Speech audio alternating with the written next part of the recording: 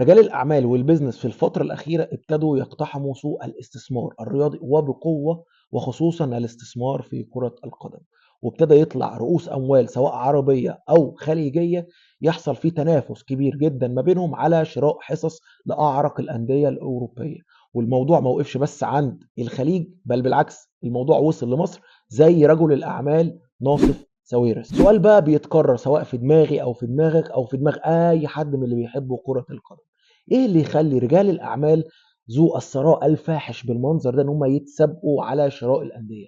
وبالاخص ليه ممكن يتسابقوا على شراء نادي معين؟ ممكن مثلا بسبب الايرادات المتضاعفه للانديه في الفتره الاخيره، او ان في نادي معين حقق ايرادات كبيره جدا في الفتره الاخيره. طبعا الكلام هنا مش على الانديه المصريه، احنا بنتكلم على الانديه الاوروبيه. وده اللي خلى ناس كتيره جدا تسال: هي فعلا أندية كرة القدم بتحقق الأرباح الكبيرة دي؟ بص، هو عامة في أسباب كتير ممكن تخلي رجال الأعمال يقتحموا الاستثمار الرياضي، وخصوصا في كرة القدم. عندك مثلا المستشار تركي آل الشيخ اشترى هنا في مصر واستثمر في نادي الأسيوطي، وغير اسمه لنادي بيراميدز بعد المشكلة الكبيرة أو الشهيرة اللي مع إدارة النادي الأهلي. فقال لهم: طب بصوا بقى، أنا هشتري نادي وهستثمر فيه. وفعلا عمل كده. عندك مثلا رجل الاعمال زي ما قلنا ناصف ساويرس لما اشترى نادي استون فيلا. بص، انا مش عايز اطول كتير عليك في الانترو، بس الكلام اللي انا هقوله في الفيديو ده هو مقال كاتبه واحد اسمه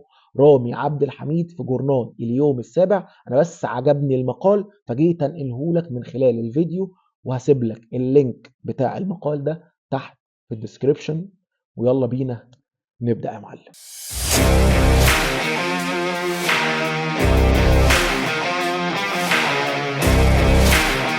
طيب خلينا نبدأ على طول وأقول لك أول سبب من الأسباب اللي تخلي رجل أعمال يخش يستثمر في نادي معين، وهو عندك مثلا موضوع العاطفة والانتماء، وإن هو يكون مشجع درجة ثالثة للنادي ده. زي مثلا عندك رئيس نيوكاسل والمالك لشركة سبورت دايركت الرياضية، اللي هو مثلا أقرض النادي قبل كده فوق ال 200 مليون جنيه استرليني، ومن الآخر بنسبة كبيرة مش هيعرف إن هو ياخد فلوسه دي تاني. بس هو عمل كده ليه؟ لأن هو مشجع درجة ثالثة لنادي نيوكاسل. والقصة مش في نيوكاسل بس، لا، ده في كتير. عندك مثلا تاني رجل أعمال اسمه جوردن. الراجل ده كان جمع ثروته من التليفونات المحمولة اللي هي الموبايلات، وعمل ثروة تقدر ب 75 مليون جنيه استرليني. الراجل ده مشجع كبير ومشجع درجة ثالثة لنادي كريستال بالاس الإنجليزي. جه في سنة 2000 قال لك: بص يا عم، أنا هشتري النادي ده، ودفع 10 مليون جنيه استرليني. وساعتها بقى أصغر رئيس نادي في الدوري الانجليزي، وساعتها تقريبا كان عنده حوالي 32 سنه. وقيس على كده رجال اعمال كتير قوي ما عندهمش اي مشكله او اي غضاضه ان هم يروح يشتروا النادي اللي هم بيحبوه، او ان هم يقرضوه او يسلفوه فلوس. الموضوع ده ما بيحصلش في اوروبا بس، لا، وبيحصل كمان في مصر، بس مش بنفس السكيل او مش بنفس الطريقه. ليه؟ لان انت عندك هنا في مصر مثلا اغلب الانديه لسه انديه حكوميه، فما ينفعش ان يجي رجل اعمال ان هو يشتريهم او يستحوذ عليهم، او تيجي شركه تستحوذ على النادي. بس عندك مثلا في رجال اعمال زي ممدوح عباس، اللي دفع لنادي الزمالك مؤخرا في الفتره الاخيره فوق النص مليار جنيه لمجرد ان هو بيحب نادي الزمالك. في النادي الاهلي نفس الموضوع. عندك رجل اعمال زي ياسين منصور اللي برضه دفع مبالغ كبيره جدا قبل كده للنادي الاهلي. وكل دول سواء اللي جوه مصر او سواء اللي بره مصر بيدفعوا الفلوس دي لمجرد العاطفه والانتماء للنادي اللي هم بيحبه. في بقى نوع تاني من رجال الاعمال ممكن هو يخش يشتري او يستثمر في نادي من غير ما يكون بيحب النادي ده او في اي ارتباط ما بينه وما بينهم، لمجرد ان هو عاوز شهرة وتواجد عالمي. زي مثلا عندك رجل الاعمال ابراموفيتش اللي راح اشترى نادي تشيلسي في سنة 2003، اللي دفع ارقام كبيرة جدا بالمليارات للنادي. وعندك مثلا الشيخ الاماراتي منصور بن زايد اللي برضه دفع ارقام خزعبلية بالمليارات. وعلى حسب اخر تقارير ان انت عندك 6 انديه من ال20 الاعلى دخلا في العالم عاملين عقود رعايه رئيسيه مع شركات طيران خليجيه. وفي الفتره الاخيره ابتدى الحكومات ان هي تدعم بعض المستثمرين وصناديق الاستثمار المستحوذه على شركات كره القدم. وزي ما قلت لك كده ان في رجال اعمال كتيره جدا بيخشوا بيشتروا نادي لمجرد ان هم عاوزين شهره وتواجد عالمي. تواجد عالمي زي مثلا شركات طيران الخليج اللي العالم كله دلوقتي من خلال كرة القدم ابتدى يبقى عارفهم. وعندك مثلا رجال الاعمال اللي عايزين شهره وبرضه تواجد عالمي زي ابراموفيتش زي ما انا قايل لك من شويه، اللي لولا ان هو اشترى نادي تشيلسي ولا حد كان هيعرفه، لان عندك في رجال اعمال كتير جدا في روسيا، بس اللي معروف منهم مين؟ هو ابراموفيتش اللي اشترى نادي تشيلسي. في بقى نوع ثالث من رجال الاعمال بيخش الاستثمار الرياضي عشان خاطر يحقق ارباح سواء بالدولار وخاصه بالاسترليني، والمثال ده بيبقى موجود اكتر في الدوري الانجليزي. واشمعنى بالاخص في الدوري الانجليزي؟ عشان اسباب كتير. عندك مثلا النقل التلفزيوني اللي بيدخل له رقم كبير ورقم محترم، عندك مثلا الدعايه والشراكات اللي بتحصل مع الانديه ودي بتبقى ارقام كبيره جدا، عندك الحضور الجماهيري اللي على طول او اغلب او 90% من الماتشات بتبقى كامل العدد. عندك مثلا في 2006 جت عيله انجليزيه قال لك ان احنا هنشتري نادي مانشستر يونايتد. قال لك احنا عارفين قيمه العلامه التجاريه او اللوجو او الشعار بتاع النادي، ونعرف او هنعرف ازاي نستغله الاستغلال الامثل ونحقق منه ارباح وايرادات كبيره. ودول عملوا ايه؟ مثلا حملوا قيمه شراء النادي للنادي نفسه.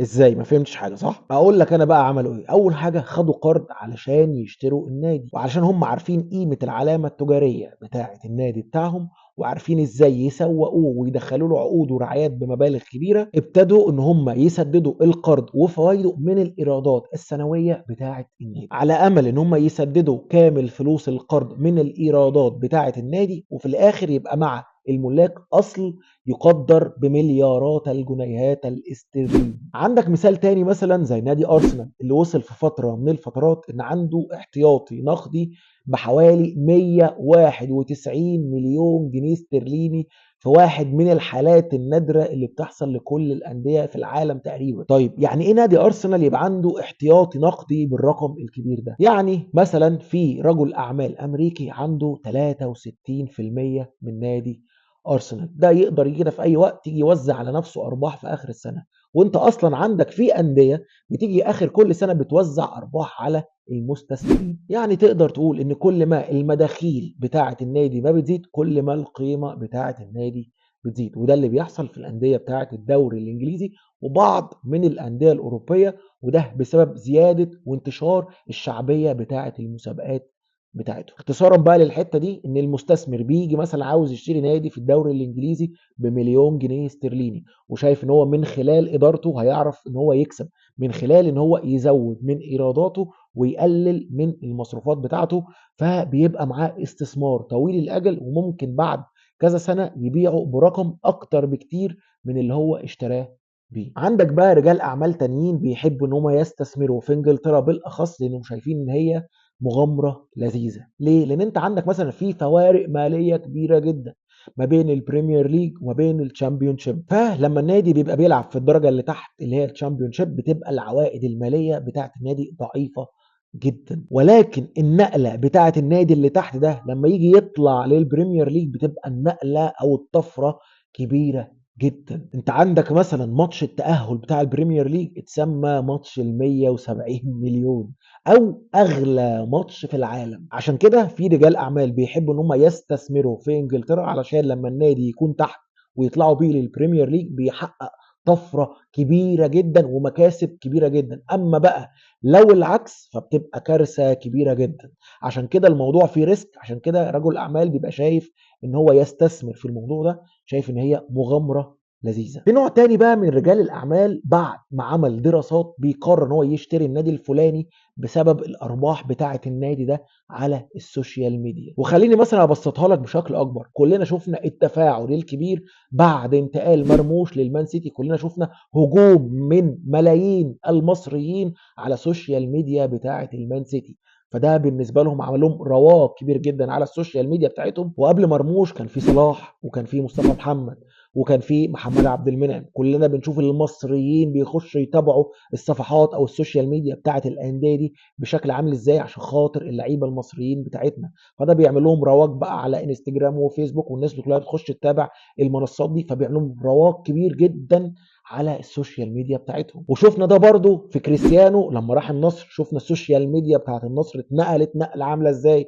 زي برضو نيمار لما راح الهلال، اللي كان فيه اصلا شروط في العقد ان هو يعمل لهم اعلانات من خلال السوشيال ميديا بتاعت النادي ومن خلال السوشيال ميديا بتاعته. لك ان تتخيل بقى يا معلم ان الانديه الاوروبيه بتعرف ازاي ان هي تسوق او ان هي تكسب ارباح من خلال ان هي تستغل السوشيال ميديا بتاعتها او الموقع الالكتروني بتاعهم. وده بطريقتين: طريق مباشر اللي هو بيصور اعلان واضح وصريح لمنتج من منتجات الشركات الراعيه اللي معاه. طريقه بقى غير مباشره ازاي؟ ان هو لو في ايفنت او في اي حدث للنادي او للفريق بيعرف ازاي ان هو يدخل المنتجات دي في الحدث اللي هيحصل ده. وطبعا الاعلانات دي سواء بطريقه مباشره او بطريقه غير مباشره بيشاهدها او بيشوفها ملايين من الناس على الصفحات بتاعه الانديه اللي بيتابعها ناس كتير، سواء فيسبوك سواء انستجرام حتى اكس. وده اللي بيرجع بالنفع على الخزنه بتاعه النادي ده، وده اللي بيخلي الشركات بتتنافس عشان تاخد الرعايه بتاعه الانديه دي.